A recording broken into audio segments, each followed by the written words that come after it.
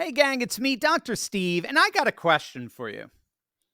How many of you out there who are concerned about the state of our country, about the woke lunatics that have taken over our nation, how many of you feel absolutely and frustratingly stuck?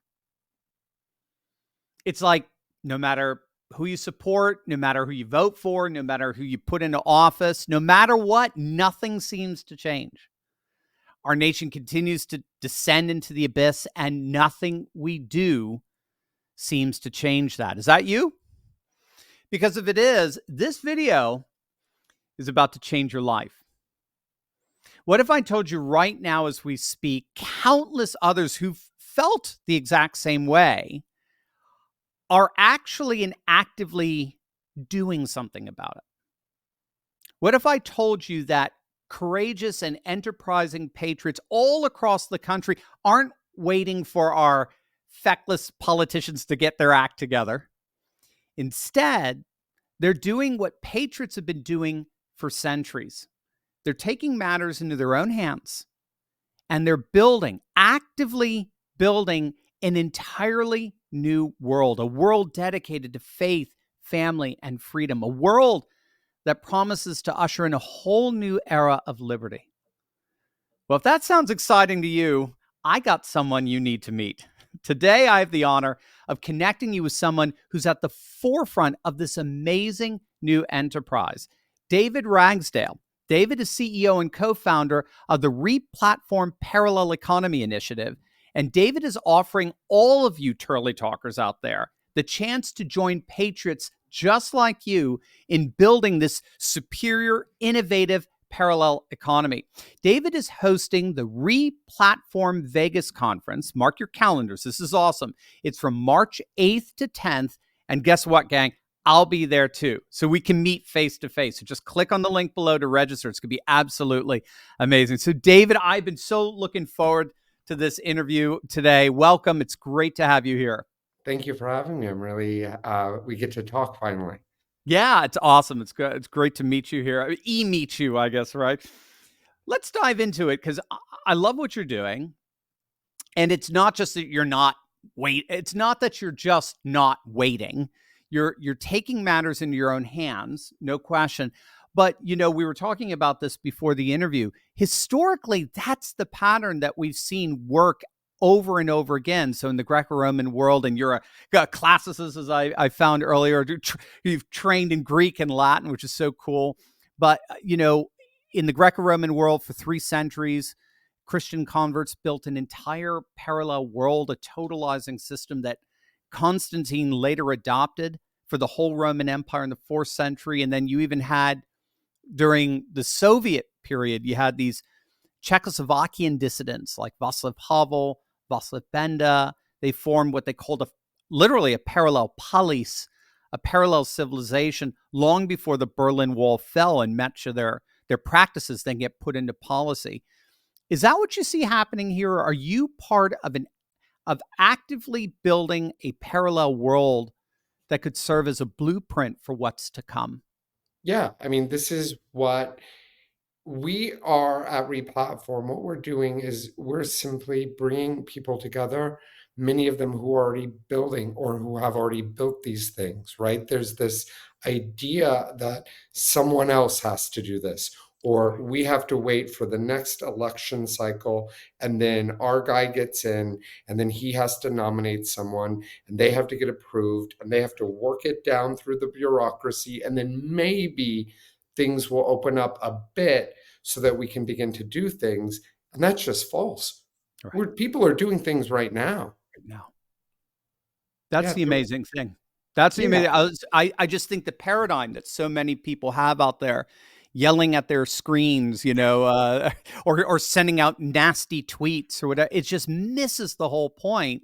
That the answer is actually literally staring you in the face right now. Yeah, I mean, let's take debanking, which has been, very trending on X and, SNL, and people are talking about it now. And debanking is when a bank or a financial institution, because of one's legal and nonviolent political position or on a social issue, essentially removes your ability to do business with them if you have an account with them, if you're using them in some way.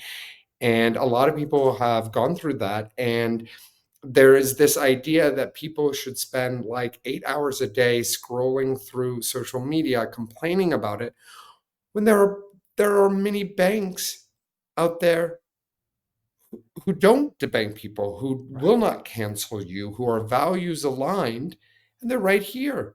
And Right. it's just surprising that these connections aren't being made. And that's really just the very simple point of replatform, is to connect these businesses with each other and with consumers and hopefully with some investors. Yes. Yeah, absolutely. Yeah. You need capital to build the economy. There's no question. You've been on the front lines of this growing parallel economy now for some time. What's your sense of things in terms of where we stand right now? Are you seeing a growing group of business owners just deliberately positioning themselves and their businesses towards a freedom economy as opposed to the woke nonsense that we're seeing? Well, yeah, I think I think so. We have to look at the difference between like marketing and like innovation, right? Right. And so what we need to be really careful of is that marketing has a role, right? Right. But we can't innovate in the parallel economy based on marketing alone, right? Right. So that it's not enough just to counter woke with anti-woke. What we have to do is we really have to get a look under the hood and say, what is this wokeness? It's a symptom of, right? And it's a Mhm. symptom of, I think, dysfunction and stagnation. And so our best way to counter that is to innovate. And we're not seeing innovation in corporate America. If you look at the last couple decades, other than food delivery and dating apps, what improvements really is has big tech made, right? Things are actually worse on your computer. If you try to do something on your computer 20 years ago versus today, it's gonna take you a little bit longer to do today because you have to go through so many systems and processes. So even on sort of this whole technology narrative that corporate America has stood on, it doesn't even really have much basis for that.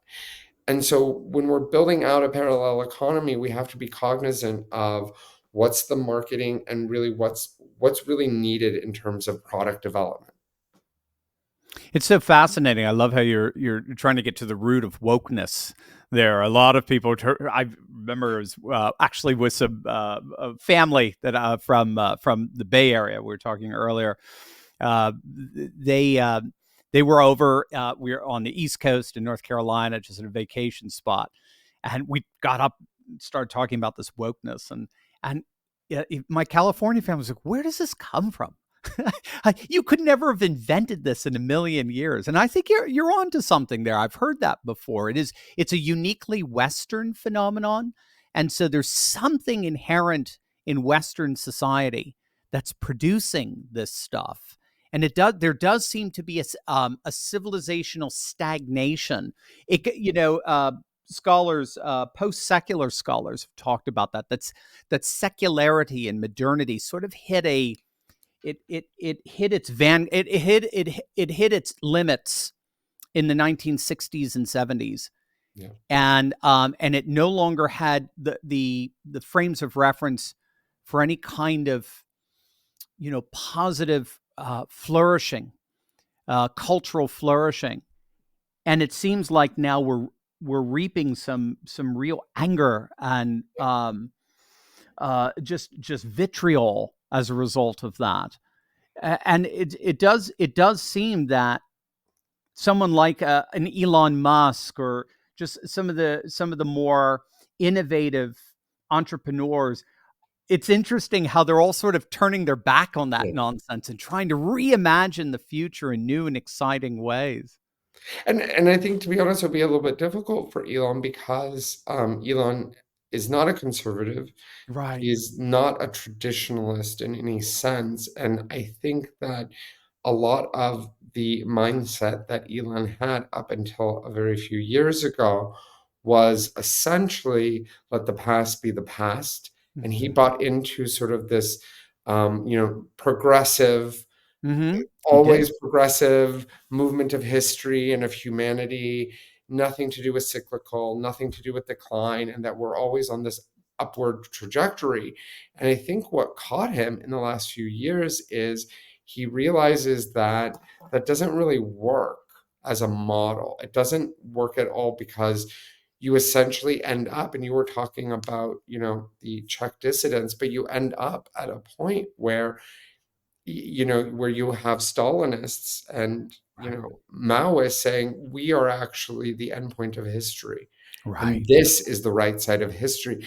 And it's actually a really difficult place for a liberal to find him or herself in, Yeah. because their mindset is anything in the past has to be considered of less value. And that's Right. something where I think social conservatives have a huge role to play in the innovation going forward in the parallel economy, because we have clearly done things better in the past than we are currently doing today. That's And it, right. and it doesn't mean everything, but it means we've clearly along the way lost abilities, skills, aesthetic preferences, all these things. And so, one really useful function for social conservatives is to be able to sort of curate or figure out how to bring some of these really joyful, and some people believe godly. I'm Catholic, so I believe godly. But, even if you don't believe in God, there are things in the past that we could bring forward today and integrate into our parallel economy. And that's why there's so much potential here. It is. I'm stunned. Even someone like Richard Dawkins, is a hardcore atheist, will refer to himself as a cultural Christian. Even he recognizes it. That recognizes so much of what he takes for granted is in the sciences and liberal arts or what have you, comes straight through the inheritance of Christendom, and he recognizes that. The difficult part for Elon and, Dawkins is that there is like an artistic element in innovation and in the parallel economy. And an artist is moved spiritually, not rationally, to Yes. create, to Yes. imagine new things from old things by synthesizing things. And oftentimes what we know from our Western tradition is that spiritual inspiration to create art that created these huge economic currents came from a belief in Christ. And Absolutely. there's, whether it was Catholic or Protestant or Orthodox, even Mormon, it didn't really matter so much as that divine spark of ingenuity is not something that, like, Elon can just, he can acknowledge that that's important, but unless you get it, you're not going to get it. That's an excellent point. Our creative spirit is itself iconic of the creator par excellence, who puts his image within us to continue on in that creative activity. It's beautiful, and the spirit is the creative activity of God, and so that intuitive nature in us. Yeah, no, it's beautiful how it fits together. It is interesting because you've got now Jordan Peterson, who's probably the most post secular mind out there today. Doesn't even go to church, and yet he recognizes exactly the limits of the modernist secular experiment, the 300-year experiment that's coming to an end. And I mean, Richard, what's it? Russell Brunson's another one. Branson's another one who recognized the depletion of the frames of reference there. Just they can only go so far because they've been amputated ultimately from the Christological seed, the source from which the modern world and the secular world emerged. And the moment you amputate yourself from the source of your life, inevitably you begin to wither away. I'm curious, just we're reaching the top of the Himalayas here. But bringing it practically Right. down to earth is beautiful. I mean, so people out there are looking for answers. They feel so frustrated with the paralysis they see in our politics and the like. What is a practical step for someone who is looking to transition to the parallel economy? Let's say they've got an Amazon business or something like that. What practically could people start doing besides clicking on the link below and Yeah, joining yeah, us in of course. Vegas in a couple of weeks, right? That definitely. But what practically could they be doing to position themselves more into a parallel economy? Well, I would say the first thing probably would be banking or whoever your payment system is. I would say that I think everyone, we have, I'm not gonna mind it, but there are many, many banks and financial institutions and payment systems that will ensure that you're uncancelable and that for many are values aligned with their beliefs. And I would start there, right? Because you have to get your money right before Yeah, anything else. yeah, and Um, and many of them are going to be at the conference. yeah, You think? yeah, quite a few of them are gonna be in conference, and they'll be able to if you have a business, if you just your family, they'll be there to walk you through how to essentially transition. And I wanna be clear, there's n parallel economy is still, our economy. It's still like, there are aspects of it, like, obviously, crypto and stuff that might confuse people, but parallel economy banks are still FDIC insured. They're still Hmm. regulated. They're still brick and mortar, many of them. So what we're talking about though is like a values alignment, right? Right, right. And so I would start with banking, and then you get, depending on who you are, right? You could go, so there's education if you have kids, but the thing is that the homeschooling movement, classical curriculum, that's really well developed, Yeah, right? It's a very strong ecosystem, right? yeah. So there's so much on offer for that that it doesn't. I happen to think it doesn't quite need the lift that some of these other industries Right. do, because you can go to a homeschooling conference and there'll be 1,000 vendors. Easy. Yep. Easy. And so it's like, they're doing great and they're going from strength to strength. And so, education, but that's already very well developed. Food, right? Hmm. Food is really, and in the simplest way is, try to find where your food comes from, try to reduce the number of hands or processing. And, whether that's meat to table, farm to Right. table, like however you Right. do it, there are a lot of really good companies out there that are making it easier to avoid that middle section of the supermarket that's full of all that junk that's making us very sick. Yeah. Yeah. What role do you see networking between business owners uh, in terms of in terms of fostering this parallel economy? How important is it for this sort of B2B It's the most structure? important. It's Mm. actually even more important than the to consumers, because the B2B, or like the parallel service economy, Mhm. right? There are plenty of non-woke lawyers, doctors, all these services, right?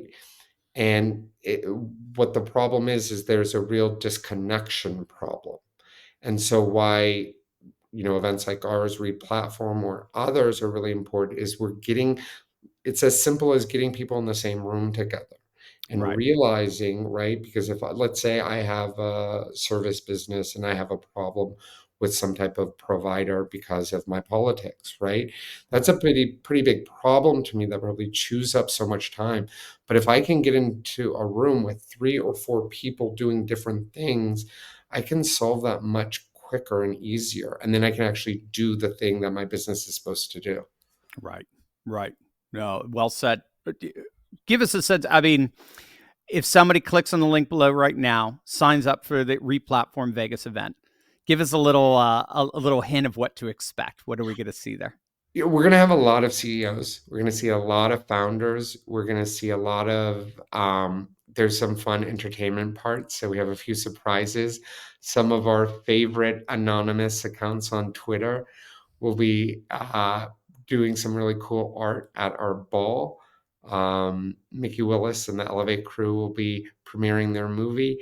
And then you're just gonna get a lot of networking, a lot, again, from banks to lawyers to farming to investment to all this stuff. It's really just a great conference to connect with anyone who's really doing something in the parallel economy, right? And there's nothing wrong with marketing, but it's not just about marketing. It's not Right. about being the loudest guy in the room or the person whose tweet goes 60,000 Right. retweets, right? It's about someone who you meet at Replatform who can say, your business is having this problem or you're afraid of this.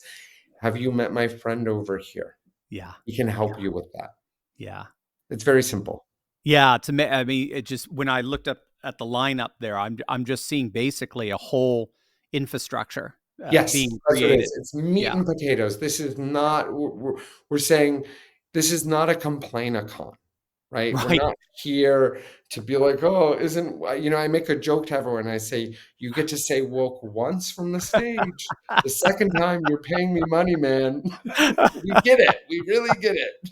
We know, right, right. That's what I love about you. Again, there's so many people who feel stuck, and I think if we're trying to find the source of wokeness in that Yeah. stagnation, I think it's also just the sense that the anger towards wokeness is found in a comparable kind of stagnation as well. Yeah. But that's what I love so much about Replatform Vegas is you guys are like, there's no stagnation here. We're building and creating and constructing, and then that is exactly what we want to be doing in terms of putting our creative energies to the best use, not complaining or whining and so forth. Gang, seriously, stop waiting for our feckless politicians to get with the program. They're waiting for us to do it first. Yeah. So it's time to build. It's time to meet up with and learn from some of the strongest voices in the conservative movement today. We're actively building a parallel civilization. It's really amazing stuff. Join myself, join David, and a whole lineup of amazing patriots who are fighting against the corporate controlled centralized economy. Again, March 8th to 10th. Get your tickets to Replatform Vegas at the link below.